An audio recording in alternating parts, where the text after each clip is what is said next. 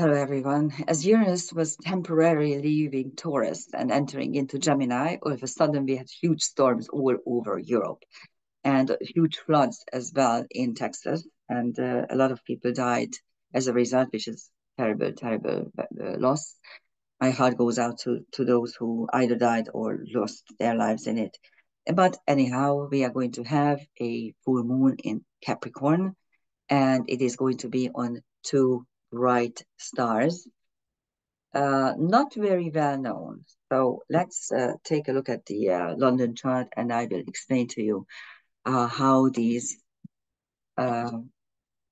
big stars are reflecting in the space-time moment. I gave the title of this video "Resolving Dilemmas" because that is what may be happening. That the space-time moment can help us resolve certain dilemmas. So here's the Capricorn full moon for July the 10th at 21:36 London time. So it's the 9:36 p.m. London time. And as you can see, the two luminaries are on Wasat and Sheliak, sorry. Wasat is the delta star of Gemini and Sheliak is the beta star of Lyra. We are going to take a look at both stars in a minute. And these are not very well-known stars, not very prominent stars, but in comic astrology, each star is a potential world, higher dimensional world, where the incarnating soul can learn certain things. It can act as a healing world for difficult incarnations or as a preparation world where we can learn new skills. The problem is that it's very difficult to download higher dimensional energies and skills to the third dimension. Sometimes it's possible and sometimes it's difficult. So here's the chart for London. As you can see, we have a Capricorn rising at the end of Capricorn, and the sun went just down when it happened, and the moon was coming up. The moon will be at a very southern region, so you may see it as a very distant thing.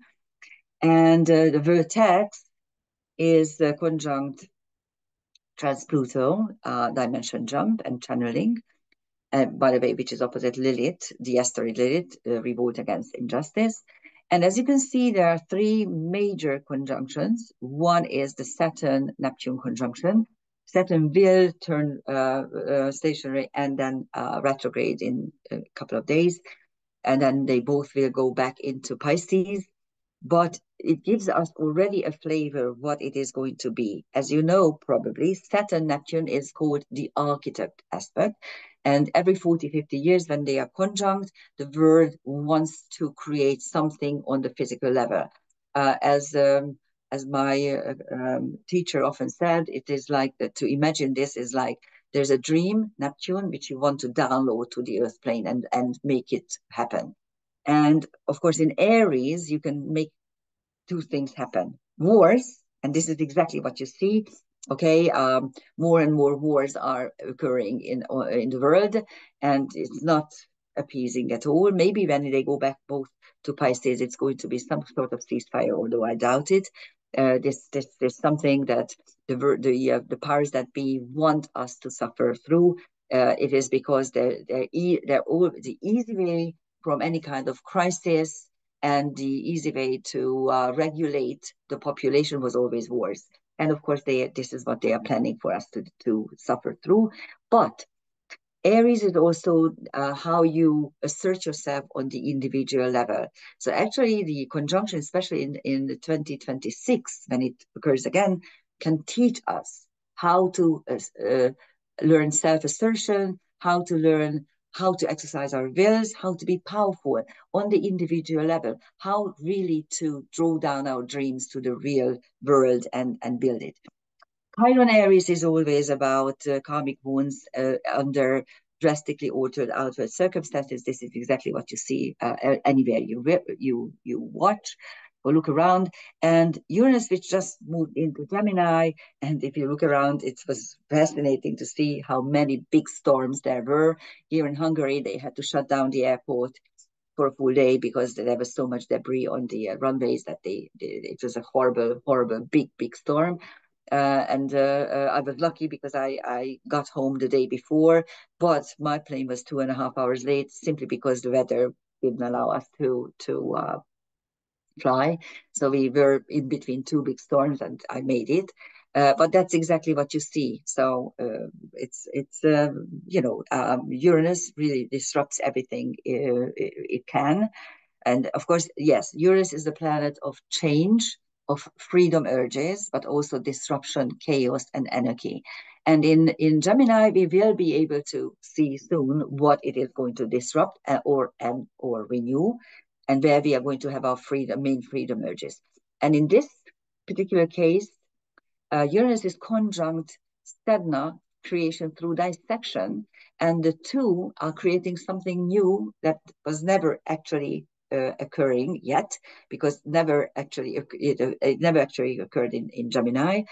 So, and the whole thing is on the IC in the London chart, and the IC means the roots, the karmic past, the hidden karmic past, but also your homeland, your homes, and it's really ridiculous how there's a country, a rich country, who is looking down upon its own citizens.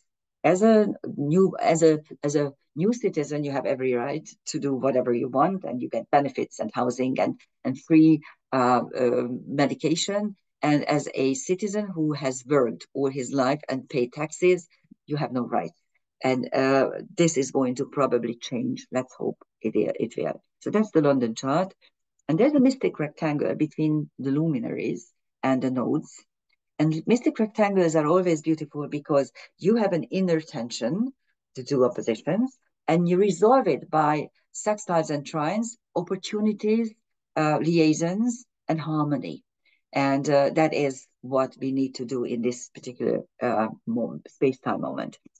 Here are the transcendental celestial objects. We don't have any centaurs in this particular configuration, but the sun is conjunct asteroids Ambrosia, Asia, and Hera, and of course Wasat. Ambrosia is the food of the gods. Asia is going to be a focus point because, as you can see, this is the third war brewing, the third major war around Taiwan or China is going to be a problem. And Hera is the Greek counterpart of Juno, the third asteroid. And Hera denotes the jealous, vindictive wife, jealous, vindictive partner, and not just physical partner or not just private partner, but also liaisons. So some sort of vindictive, lashing out energy is also there, and also jealousy. And as I said, Wasat is the elbow of the celestial twins. We are going to look at it in a second. And the moon has Sphinx, secrets, and Sheliak, which is Beta Lyra. And again, we are going to look at it and try to assess what it means. And on the North Node, you have Plotinus, the philosopher. And on the South Node, you have three archetypes, Minerva, Themis, and Asclepius, which practically tell us what to do, how we can go and tap into our old ways and find there what we really need under these circumstances. So what can we learn from the past? First of all, the South Node in Virgo tells us that we can tap into some sort of order, some sort of reality where we can do a practical analysis of the things that are happening around us. And for this, we need three helpers, and we do get three helpers in this particular chart: Minerva, Themis, and Asclepius. Minerva is the goddess of wisdom in Roman mythology. She's the Roman counterpart of Pallas Athena. And she does everything that Pallas Athena does except for wars or defense, because she's not a fighter. She is the embodiment of wisdom. And Themis was divine law, divine order before Zeus. So she was responsible for the divine balance of things.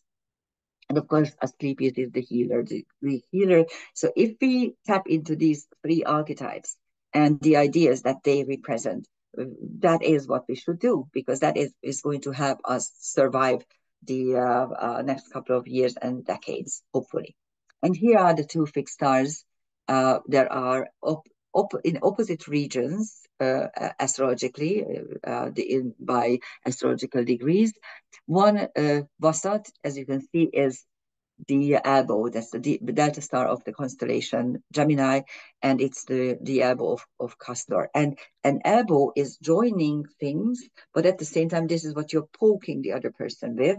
So Wasat is the word where we may learn to make decisions. And in order to make decisions, we need to see the big picture. Now, this is not happening in the world at the moment. We have 15-second TikTok videos, and we have clickbait article titles, and people only read the titles. They don't read the whole article. Sometimes it's the polar opposite of what the title says, but we make assumptions, we jump to conclusions simply by looking at it at a very, very superficial level. And Vasa teaches us to look into the things, to poke us, and go, it says, go deeper. And that's exactly what Sheliak allows us to do, because Sheliak is the beta star of Lyra. And Lyra is, I often say that this is one of the shaman birds. It used to be a bird in old times. Now it's a musical instrument. And music is uploading us to higher dimensions. That is one of the vehicles that allows us to go higher. So it really practically has the same function as in old times when it was a bird flying towards first of all, towards the North Pole, and also towards the Milky Way, which is the home of the gods. And Sheliak is located in the strings of this constellation, representing the very vehicle which creates the sound, which transports us on higher levels. So actually, in order to make decisions, Vasat, we need to know everything, and for that we need to go on a higher level. And if we can do we get a different perspective. It's funny. I did not. I'm not going to show you the two pictures, but I came home from England, and I live in an attic. And as I was looking down from my third floor window to the garden, I saw something on the ground. I thought it was on the ground, and it looked like a bird. It looked like some big, huge, beautiful white bird lying on the lawn. And as I was looking at it, I thought this was, oh my God, this is a dead bird. I have a dead bird in my garden. But then I was trying to figure out what to do with it, because it seemed to be big, so it wasn't a small bird. My eyesight, of course, is not very good. I should wear glasses, and I do wear glasses whenever I look at the screen or I read, and also when I drive, it's a different pair, but not for just everyday walking around. And as I was actually going downstairs to look at it, to inspect, and I was looking at the ground, and I didn't see anything, and I looked up, and I saw that the tiger lily, which is a huge lily in my garden, really twice as big as me, with really huge flowers. That's what I thought was a bird. So down there, it gave me a different perspective, and I realized what it is really. But up there, I couldn't discern. I couldn't tell. So that's the polarity of Vasat and Sheliak. In order to make decisions, you need to see the big picture. For that, you need to go on a higher dimensional level and/or look at reality as it is. So that's what the two fixed stars are helping us. And here is the out of bounds moon. Okay, hold on a second. What am I doing wrong? Maybe I should go by this.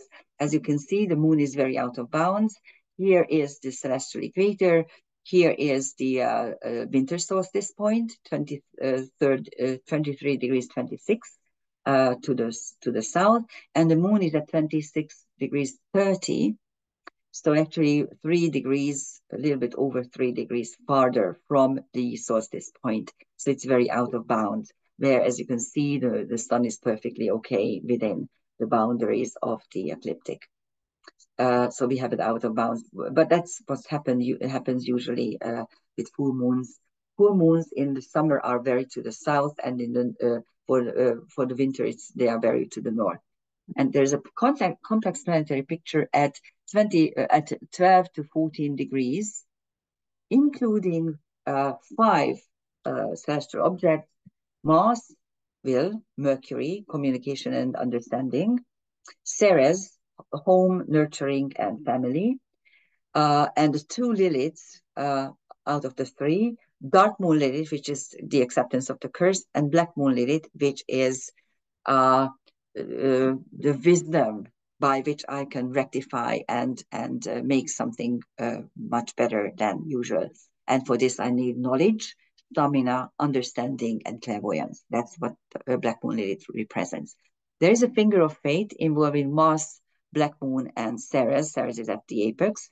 So you have to sometimes fight for what is yours and do it in a wise way. There's also a harmony triangle with Mars at the apex, including the 2 Liliths. I will do whatever I damn well please, Dark Moon Lilith, because I want to reach some sort of conclusion and I want to rectify something. And for this, I need the will, Mars, and also the fighting spirit. And there's also a fixed fire engine. Engines are made up by a trine, a square, and a quincunx, 3 distinctly different aspect families, really. The square gives us the drive, and the quincunx gives us the karmic intent, and the trine gives us blessing. And in this fixed fire engine, we have the fixed square between Mercury and Lilith, the Black Moon Lilith, and it is dissolved by Ceres, not by Ceres, sorry, by Mars. No, hold on 1 second. What did I say? Mercury, yes, by Ceres, Black Moon Lilith. Okay. And then there's a cardinal water engine between Ceres, Black Moon, and Dark Moon. And here's the cardinal square. So it teaches us to fight for what is ours, our home, our country, our homeland, our nurturing abilities, even if they curse us. That's what it means.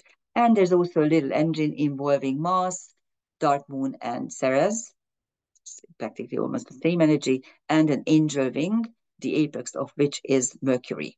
And if you look at it, it's always good to look at what the focal point of any complex planetary picture is.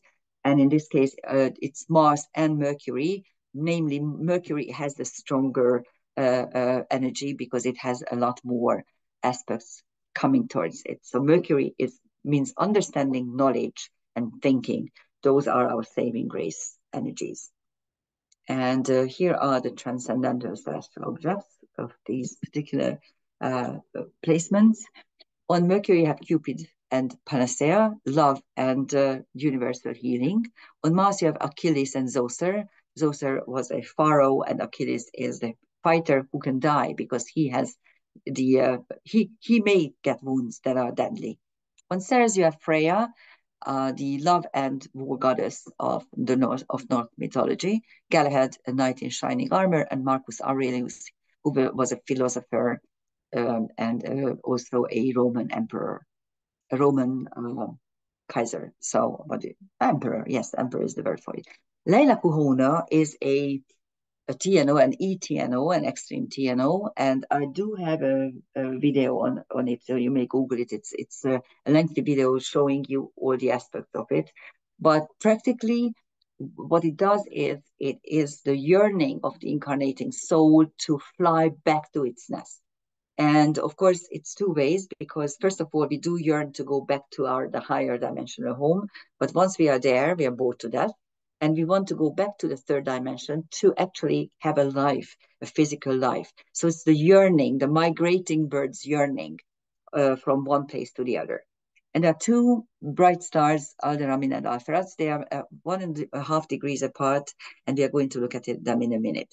On the Black Moon, you have Metis, another wisdom energy, Nagasaki, complete annihilation by nuke, of course. And always above us as a threatening thing. Zulong, which is a Chinese archetype. I believe it's a fire snake, but it's also linked to complete destruction. And then Alpheka and Apros, 2 bright stars at very, very different places in the sky, but at almost the same degree astrologically. We are going to look at it in a minute. And on dark moon, we have Amenhotep, another pharaoh. So lots of Egyptian mythological figures here. So here's Alderamin and Alpheratz. As you can see, they are both on the northern hemisphere. Alderamin is Alpha Cepheus, and Cepheus is the whole mythology is around the Ethiopian king Cepheus and his wife Cassiopeia, who is very vain and enrages Poseidon, who sends a huge whale who wants to swallow the whole country, and Cepheus is offering her his own daughter as to appease the beast, but then Perseus is coming and rescuing her, and so there's a happy ending because there's marriage at the end. And so this is the two stars that are depicting the story. Cepheus is the shoulder.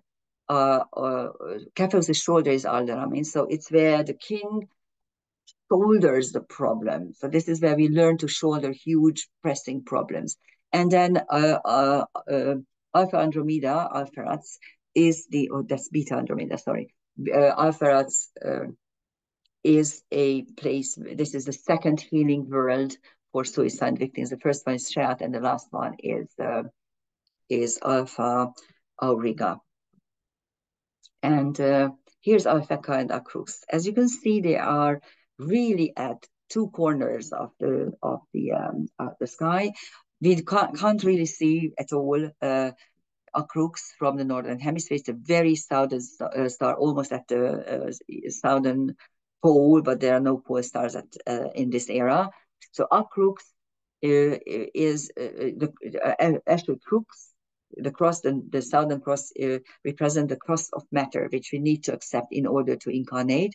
And Alphecca, which is the feminine crown, Corona Borealis, the northern crown, which also is about feminine happiness. And so both stars are linked to incarnation, in how we incarnate into a physical body with the burdens, but at the same time with the pleasures that are at our disposal in a physical existence. So these are this particular full moon's energy patterns. And I wish you happy full moon. Thank you for listening. Bye-bye.